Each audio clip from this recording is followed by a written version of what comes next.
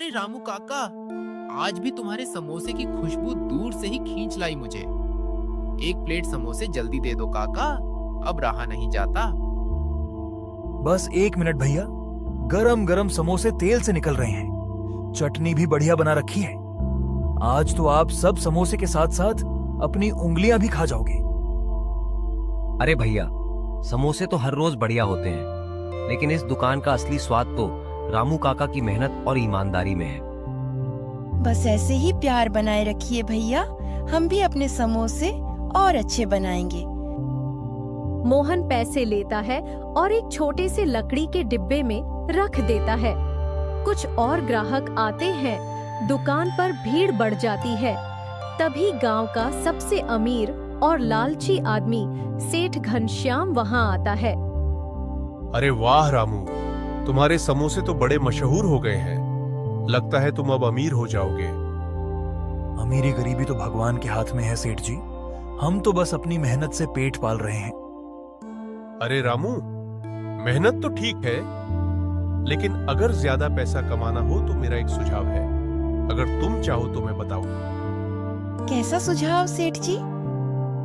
अगर तुम मेरे साथ साझेदारी कर लो तो हम इस दुकान को एक बड़ी होटल में बदल सकते हैं। तुम समोसे बनाना और मैं धंधा चलाऊंगा, पैसा भी ज्यादा मिलेगा। नहीं सेठ जी, हम अपनी ईमानदारी से कमाए पैसे में खुश हैं। हमें किसी के साथ साझेदारी की जरूरत नहीं।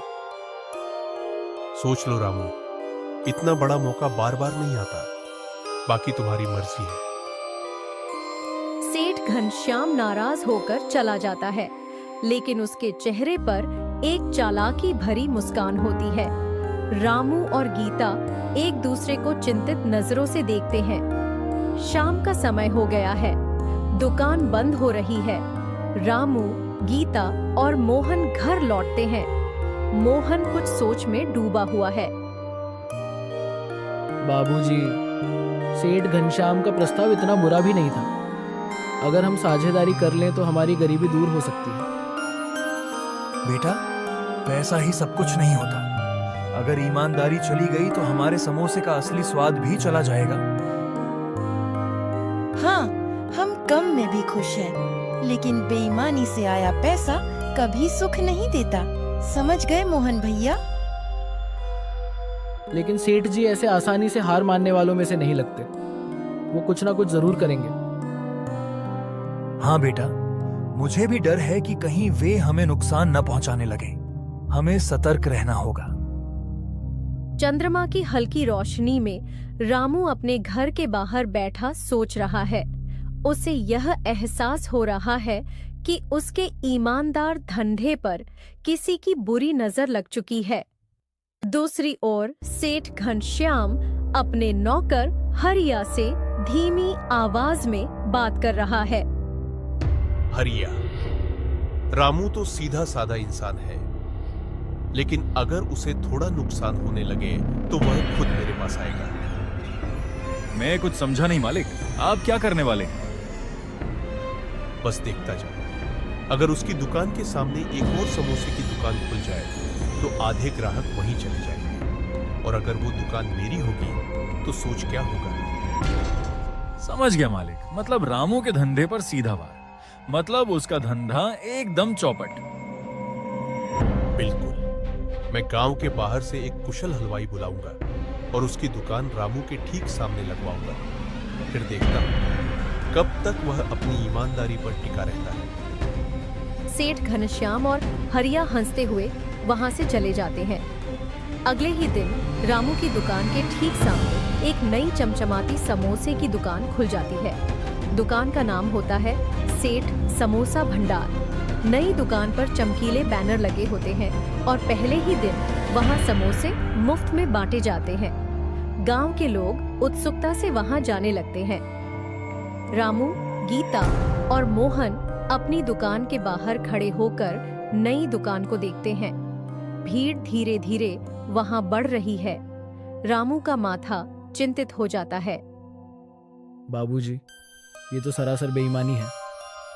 सेठ घनश्याम ने हमारे धंधे पर हमला कर दिया है। हम क्या चुपचाप देखते रहे? हमें भी कुछ करना पड़ेगा बाबूजी। बेटा, धंधा कोई भी कर सकता है। अगर उसके समोसे सच में अच्छे हुए तो लोग उधर ही जाएंगे। हमें अपनी मेहनत पर भरोसा रखना होगा। लेकिन बाबूजी, अगर हमारे ग्राहक कम हो गए तो हम घर कैसे चलाएंगे? हमें धैर्य रखना होगा। ईमानदारी की कमाई धीरे आती है लेकिन टिकती है। रामू समोसे तलने में लग जाता है, लेकिन उसकी आंखों में चिंता झलक रही होती है। उधर सेठ घनश्याम अपनी दुकान पर खड़ा रामू की दुकान की गिरती बिक्री देखकर खुश हो रहा होता है। कुछ दिन बीत जाते हैं। रामू की दुकान पर पहले जितनी भीड़ नहीं रही। अधिकतर ग्राहक सेठ की दुकान पर जाने लगे हैं। मोहन बहुत परेशान है। एक दिन वह गुस्से में सेठ घनश्याम की दुकान पर जाता है। सेठ जी, आपको हमारे ही सामने दुकान खोलनी थी, कहीं और खोल लेते। आपकी दुकान की वजह से हमारा पूरा धंधा चौपट हो गया है। अरे बेटा, धंधे में मुकाबला तो होता ही है। ग्राहक जहां अच्छा मिलेगा वहीं जाएगा। लेकिन आपने पहले दिन समोसे मुफ्त में क्यों बांटे? व्यापार में दिमाग लगाना पड़ता है बेटा। तुम भी सीखो, तभी बड़ा आदमी बनोगे। मोहन गुस्से में लौट आता है। रामू उसे रोकता है और समझाता है। बेटा, लड़ाई से कुछ नहीं मिलेगा। हमें अपनी मेहनत और स्वाद से जीतना होगा। लेकिन बाबूजी, अगर ऐसे ही चलता रहा तो हमारी दुकान बंद हो जाएगी। और फिर सोचा है आपने क्या होगा? नहीं होगी। हम हार नहीं मानेंगे। ग्राहक अगर सच्चे स्वाद को पसंद करते हैं तो वे लौट कर आएंगे। रामू अपने समोसे के स्वाद को और बेहतर बनाने की सोचने लगता है। वह गीता से कहता है कि वह कुछ नया करने की कोशिश करेगा। गीता भी उसका साथ देने का वादा करती है। दूसरी ओर सेठ घनश्याम अपने अगले वार की योजना बना रहा होता है। रामू दुकान के तवे पर समोसे तल रहा है, लेकिन उसके चेहरे पर चिंता साफ झलक रही है। मोहन गुस्से में बैठा है और गीता परेशान होकर दोनों को देख रही है। ऐसे कब तक चलेगा बाबूजी? पहले दिन में 200 समोसे बिकते थे, अब मुश्किल से 50 भी नहीं बिकते। बाबूजी, हमें भी कोई चालाकी करनी होगी, नहीं तो हम हार जाएंगे और ये सेठ हमारी दुकान बंद करवा देगा। बेटा, हारता वो है जो अपनी राह बदल लेता है। हमें बस अपने समोसे का स्वाद और बेहतर करना होगा। लेकिन कैसे? हम क्या करने वाले हैं बाबूजी? कल से हम कुछ नया करेंगे। हमारे समोसे में ऐसा स्वाद होगा कि लोग भूल नहीं पाएंगे। उधर सेठ घनश्याम अपनी दुकान में बैठकर हरिया से बात कर रहा है। हरिया देख रहा है, रामू की दुकान पर मक्खियां उड़ रही है। मालिक, आपकी चालाकी काम कर रही है, लेकिन अगर रामू कोई नई तरकीब लेकर आया तो सोचने वाली बात तो ये है कि फिर आप क्या करेंगे। तब हमें कुछ और बड़ा करना होगा। सेठ कुछ सोचता है और फिर धीरे से मुस्कुराता है। उसके मन में एक और चालाकी भरी योजना आती है। अगले दिन रामू सुबह सुबह उठकर अपनी दुकान पर काम करने लगता है। वह समोसे में एक नया मसाला मिलाता है, जिसे उसने अपनी माँ से सीखा था। गीता और मोहन उसे ध्यान से देखते हैं। बाबूजी, ये कौन सा मसाला है? इसे कहते हैं प्यार और मेहनत का स्वाद। इससे समोसे में अलग खुशबू आएगी। रामू नए तरीके से समोसे तलता है। कुछ ही देर में उनकी खुशबू पूरे गांव में फैलने लगती है। लोग उत्सुक होकर दुकान की तरफ आने लगते हैं। मोहन और गीता भी खुश हो जाते हैं। एक पुराना ग्राहक रघु काका, जो अब सेठ घनश्याम की दुकान पर जाता था, वह रुकता है और समोसे की खुशबू सूंघता है। अरे, ये कैसी खुशबू है? लगता है रामू ने आज समोसे में कुछ खास मिलाया है। चलो तो जरा चलकर देखते हैं। रघु काका दुकान पर आकर समोसा खरीदता है और जैसे ही खाता है उसकी आंखें चमक उठती हैं। अरे वाह, ऐसा स्वाद तो कहीं नहीं मिला। रामू बेटा, एक और समोसा देना। आज तो समोसा खाकर मजा आ गया। धीरे धीरे और लोग रामू की दुकान पर आने लगते हैं। सेठ घनश्याम अपनी दुकान से यह देखता है और उसका चेहरा गुस्से से लाल हो जाता है। वह तुरंत हरिया को बुलाता है और धीरे से कुछ कहता है। हरिया मुस्कुराकर सिर हिला देता है और चुपके से रामू की दुकान की ओर बढ़ता है।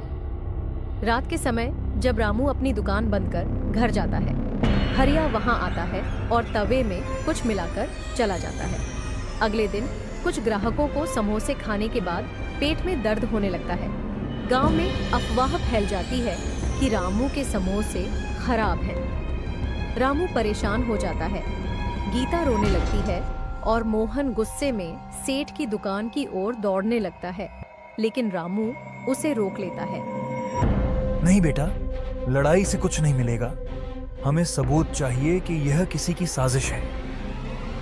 लेकिन बाबूजी, अगर हमने कुछ नहीं किया तो लोग हमें गलत समझेंगे। सच देर से ही सही, लेकिन सामने जरूर आएगा। गांव के लोग दुकान के सामने इकट्ठा हो जाते हैं। कुछ लोग नाराजगी जाहिर कर रहे हैं। रामू, ये क्या किया? तुम तो हमेशा ईमानदारी से समोसे बनाते थे, फिर अचानक ये कैसे हो गया? कल मेरी बेटी ने तुम्हारे समोसे खाए थे। रात भर उसका पेट दुखता रहा। तुम्हारे समोसे खाकर तो वो मर ही जाती बेचारी। पता नहीं क्या मिलाते हो समोसे में। काका, बाबूजी ऐसा कर ही नहीं सकते। ये किसी की साजिश है। भीड़ में फुसफुसाहट होने लगती है। कुछ लोग गीता की बात से सहमत होते हैं, लेकिन कुछ अब भी गुस्से में हैं। इस बीच सेठ घनश्याम भीड़ के बीच से मुस्कुराते हुए देख रहा होता है। रामू गहरी सांस लेता है और फिर आत्मविश्वास से बोलता है, मैं अपने हाथ से बना हुआ समोसा खुद खाऊंगा। अगर इसमें कुछ मिला होगा तो मुझे भी दिक्कत होगी। गांव वाले आश्चर्य से एक दूसरे को देखते हैं। रामू एक समोसा उठाकर खाता है और धीरे धीरे मुस्कुराने लगता है। उसे कोई परेशानी नहीं होती। देखिए, समोसे में कोई खराबी नहीं है, लेकिन फिर भी कुछ ग्राहकों को कल समस्या हुई, इसका मतलब साफ है किसी ने हमारे समोसे में कुछ मिलाने की कोशिश की है। भीड़ में हलचल मच जाती है। लोग आपस में बात करने लगते हैं। मोहन को अचानक कुछ याद आता है। मोहन धीरे से गीता के कान में कुछ कहता है और फिर दोनों एक दूसरे को देखते हैं।